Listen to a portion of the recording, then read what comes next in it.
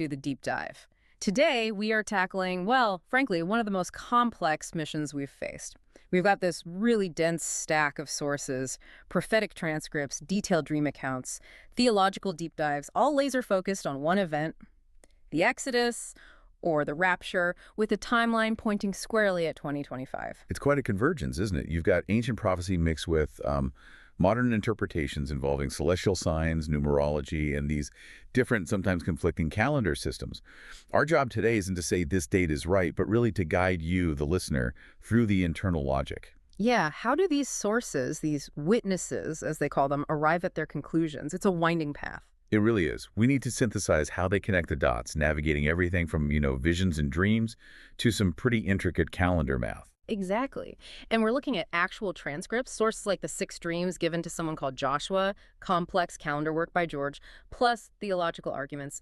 They're all searching for this appointed time. And just to be clear, when we say rapture or exodus here, we mean that moment believers are supposedly caught up, kicking off, well, the final 7 years. And the sources are pretty adamant that this Exodus, this event, it has to land in the Jubilee year. The dates they zero in on, initially at least, are very specific. September 23rd and 24th, 2025. Okay, let's unpack this, because before we even touch the dates and the math, we need to grasp the core ideas these sources build on. There seem to be three big ones: the Jewish wedding pattern, this idea of a 21-day delay, and then the massive headache of which calendar actually counts. Let's start with that first one, the Jewish wedding. I found this fascinating. How exactly do the sources draw that parallel between a wedding and the rapture? It's really the central framework, the architecture for their whole timeline. They explain that the rapture and the 7 years that follow, what's often called the tribulation, they mirror a traditional Jewish wedding. How so? Well, the earthly wedding feast, where the bride and groom were sort of secluded, lasted 7 days. The sources see that 7-day period as a direct parallel to the 7 years of tribulation on earth, while believers are, theoretically, away with Christ. Right, the wedding feast in heaven, so to speak. Yeah. And the groom's role. Exactly. So the groom, who represents Christ, he goes to the Father's house first. The tradition was he'd build an addition, prepare a place for his bride. The sources connect this to the roughly 2,000 years since Christ's resurrection, this period of preparation. Okay, hold on. This is a key point. If they're landing on specific dates in 2025, how do they deal with that major verse, Matthew 24.36? But concerning that day and hour, no one knows. That feels like a direct contradiction. Ah, yes. That's where the wedding pattern provides their explanation, their clarification, you might say. They argue Matthew 24.36 means only the Father decides when the addition is ready, when it's time. Setting the day belongs exclusively to him. Ah, I see. But crucially, once the Father gives the groom the go-ahead, the timing isn't total secret anymore. It sort of becomes known, at least the general time frame. So it moves from absolutely no one knows to, okay, the season is known, but the exact moment depends on the Father's signal. Precisely. And they really emphasize this using the parable of the 10 virgins. Think about it. The bride, the bridesmaids, everyone in town basically knew the wedding day was upon them. The problem wasn't the day itself. It was the delay. Right. He was late. Expected around sunset, but doesn't show up until midnight in the parable. The absolute last possible moment. It underscores the need for vigilance, for being ready even when there's a delay. Okay, so that sets the stage. Now, about the timing, 2025 being the Jubilee year, what's the significance of that? Why a Jubilee? Well, traditionally, a Jubilee year comes after 7 cycles of 7 years, so it's the 50th year. It's biblically a time of profound release. Debts canceled, slaves freed, land returned. It symbolizes liberty. So the sources see it as the absolutely perfect, most fitting time for the ultimate release and homecoming for believers. And the initial date pinpointed within that Jubilee year. Came to this witness named Joshua. He was apparently told the target was September 23rd and 24th, 2025. Which lines up perfectly with the Feast of Trumpets, Tishri 1, the Jewish New Year, announced by the shofar. Exactly. A day of awakening, of sounding the alarm. And that initial date, Tishri 1, 2025, received strong confirmation, according to the sources, from what they call the V-shaped dream. This was given to the other main witness, George, on September 22nd, 2020. Okay, wait, September 22nd, 2020. Exactly 5 years to the day before the Feast of Trumpets in 2025. The timing itself is seen as significant. Let's dig into this dream because the symbolism is really layered. George is running a marathon, 26.2 miles. Why is 26 important? Numerology is huge in these sources. 26 is the numerical value assigned to YHWH, God's sacred Hebrew name. So he's running a divine race, you see. Yeah. And he wasn't alone. He was running with a coworker named Steve. Steve. Yes, and the analysis connects Steve to the Greek name Stephanos, which means crown.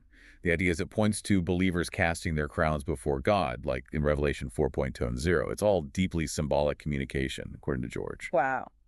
Okay. And the finish line map. That seems key. Absolutely the key. The map showed a sharp V shape at the finish. Now, V in Roman numerals is 5. So the dream is seen as pointing directly to 5 years remaining until this prophetic finish line, the end of what they call the Age of Grace. And then they overlay this V onto a star map. Yes, this is where it gets really intricate.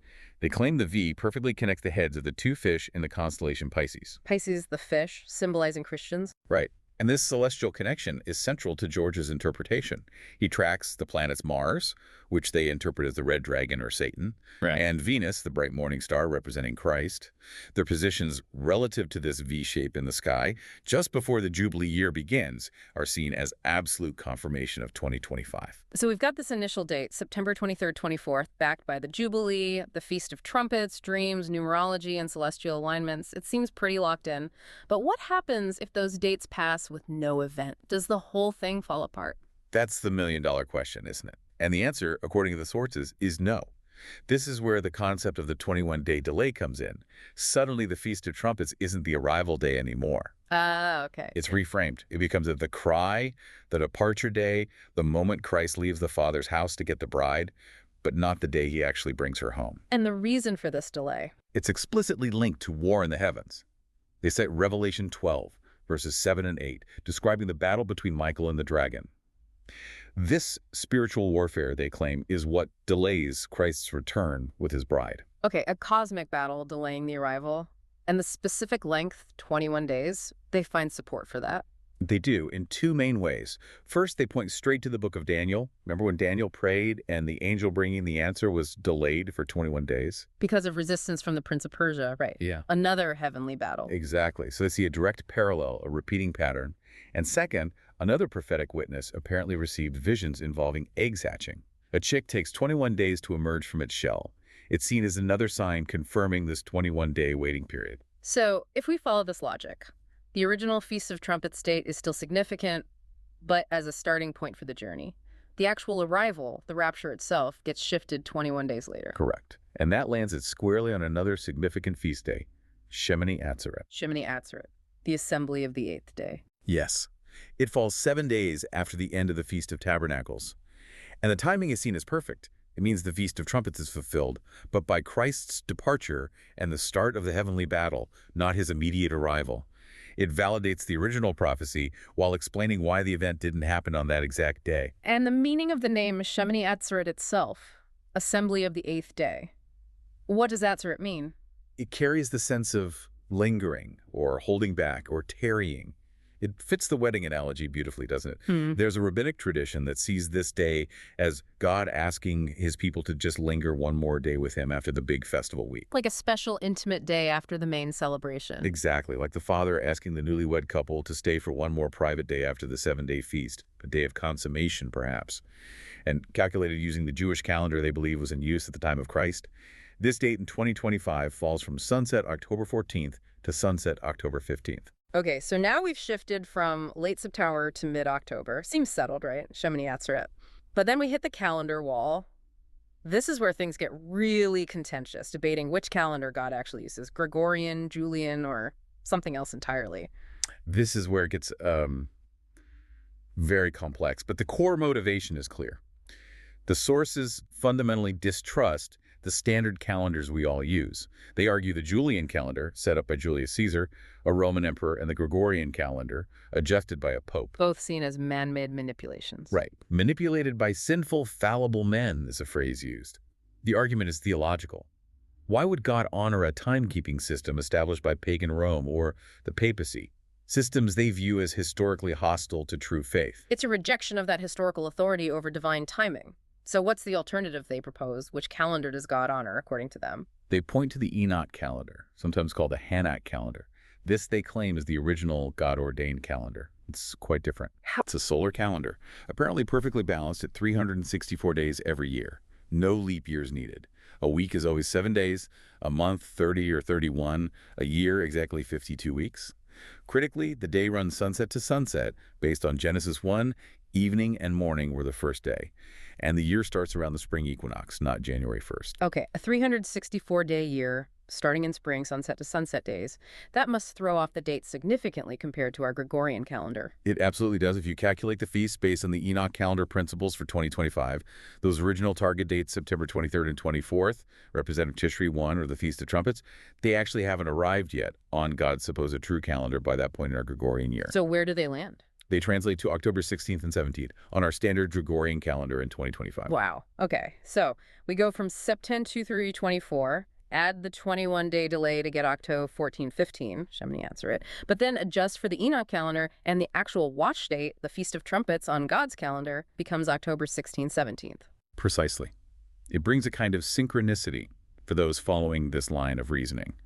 It keeps the Jubilee year, it keeps the feast patterns, but corrects for the calendar they believe God originally intended. It lands just after the Gregorian Shemini Atzeret, fitting that late October timeframe. And weaving through all these date shifts and calendar debates is this constant theme of an Exodus pattern. Can you expand on that? How does the Exodus story fit in? Well, the sources see this whole period, the initial dates, the delays, the calendar confusion, the new clues emerging as a kind of modern-day Exodus journey. God is sustaining the faithful watchers with heavenly manna, which they interpret as these ongoing prophetic updates and confirmations. Like spiritual food for the journey through the wilderness of waiting? Exactly. And they see echoes of Exodus language and events in the news. They point to things like a speech by Netanyahu where he actually used the phrase, "let my people go." And apparently during that very speech, there were reports of a large number of people walking out of the UN building a symbolic exodus. And didn't you mention something about Sharm el-Sheikh? Yes, they note the location of hostage release negotiations, Sharm el-Sheikh, a resort city on the Red Sea. The timing of certain agreements there, around October 9th in one instance, is connected back to the 16th day of the first month in the original Exodus narrative, trying to link current events to that ancient template. It's all about finding patterns, shadows of the past playing out now. And speaking of shadows, we can't ignore the darker side mentioned, the dragon and occult connections. Right, particularly focused on the U.S. One dream interpretation involves retrieving enemy arrows, which is linked to occult practices. There's a specific claim that Washington, D.C.'s layout mirrors ancient Luxor in Egypt. Luxor, associated with the deification of pharaohs. Correct. And the Washington Monument, the obelisk, gets specific attention. They claim it's the world's tallest, and that its intended height was 6,666 inches, a clear symbol, in their view, of the dragon or the coming Antichrist. The idea is that the war in the heavens results in Satan being cast down to earth, initiating the tribulation right as believers are supposedly caught up. Which brings us back to the purpose behind all this complexity, this date shifting, this calendar confusion. It sounds incredibly stressful for those trying to follow along. If the goal is holiness, how does this constant uncertainty help? That's a central theme in the source material. They state repeatedly that God is deliberately using this confusion to test hearts. The big question, they say, echoing Scripture, is when the Son of Man comes, will he find faith on earth? God isn't looking for perfect calendar calculations, apparently, but for persistent faith, holiness, spiritual readiness. Preparation of the heart, not just the mind. And this links to a required waiting period. Yes, very much so. The pattern of 7 days keeps reappearing as essential for consecration, for purification. They point to Noah waiting 7 days in the ark before the floodgates opened. And Aaron and his sons had to wait 7 days outside the tabernacle for their atonement and consecration, as Leviticus 8 lays out. So this current period of watching and waiting with all its adjustments is seen as that necessary time for believers to purify themselves, to repent. Exactly. And complaining about the delays or getting frustrated with the shifting dates is actually viewed as evidence that more purification is needed. It's a test of patience and trust. But underlying all the testing and waiting, the message seems to be about God's mercy. Absolutely. The sources emphasize that God always warns before major judgment. Noah, Amos 3.7. Surely the Lord God does nothing unless he reveals his secret to his servants, the prophets. These warnings, these complex clues, they're framed as expressions of God's desire for people to turn to him, referencing verses like 1 Timothy 2, that God desires all to be saved, and 2 Peter 3, that he is patient, not wanting any to perish. Judgment, they stress, really comes through rejection of the warning. And this relates to prophetic accuracy too, doesn't it, if a predicted date passes? Right. They argue God doesn't lie, but his ways are higher than ours, citing Isaiah 55. Think of Jonah. He declared Nineveh would be overthrown in 40 days. It wasn't, because they repented. Did that make Jonah a false prophet? No. It showed God's mercy responding to human action. So if the timing isn't exactly as humans calculate or expect, it doesn't necessarily invalidate the core message. It might be another layer of the test demanding Abraham-like faith that believes God even when circumstances seem contradictory. Okay, so let's try to synthesize. We see a clear prophetic narrative unfolding in these sources. It starts with an initial date, Feast of Trumpets, Sept 23-24, 2025. Then comes the 21-day delay due to heavenly warfare, shifting the focus to Shemini Atzeret, Octo 14-15. But then the calendar debate kicks in, suggesting God's true calendar, Enoch's, places the real Feast of Trumpets alignment on October 16th or 17th, 2025. And all through this, the Jewish wedding and Exodus patterns are the constant threads. That's a good summary. And it raises a crucial point for anyone tracking this. What if all these 2025 dates, Sept 23-24, October 14-15, October 16-17, turn out to be incorrect for the Rapture Exodus event? Well, the sources actually provide a kind of backstop, a safety valve. Which is? A supposedly definitive date for Christ's physical return to earth as king. They anchor this event to Yom Kippur, the Day of Atonement, on September 15th, 2032. 2032, okay. And how is that date anchored? By two things. A future blood moon tetrad, aligning with Jewish feasts in 2032-2033, and what they identify as the definitive start date of the final 7-year Jubilee cycle, which they place on October 23rd, 2025. That date, October 23, 2025, marks exactly 7 prophetic years of 360 days each prior to the Yom Kippur 2032 return. So that 7-year window starting in late October 2025 becomes the absolute time frame, even if the exact start date of the rapture within that window remains, well, debated. Interesting. So the 7-year countdown beginning in late 2025 is firm, even if the precise day of the Exodus event initiating it is still being refined through these interpretations. Okay, that leads us to our final thought for you, the listener. Here's something provocative emerging from these sources. A reimagining of the timeline itself. Traditionally, the tribulation, or the time of Jacob's trouble, is seen as preceding the 1,000-year millennium. Right. But some analyses within this material theorize something different.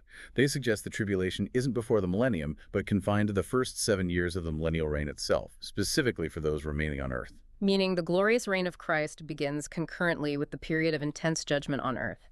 The day of the Lord having both its positive and negative aspects happening simultaneously.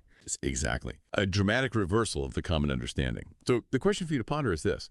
If these intricate prophetic timelines, with all their delays and complexities, are ultimately designed by God, as the sources claim, to test patience, refine faith, and filter hearts, how does that potential purpose change the way you, personally, approach uncertain knowledge, especially knowledge about the future?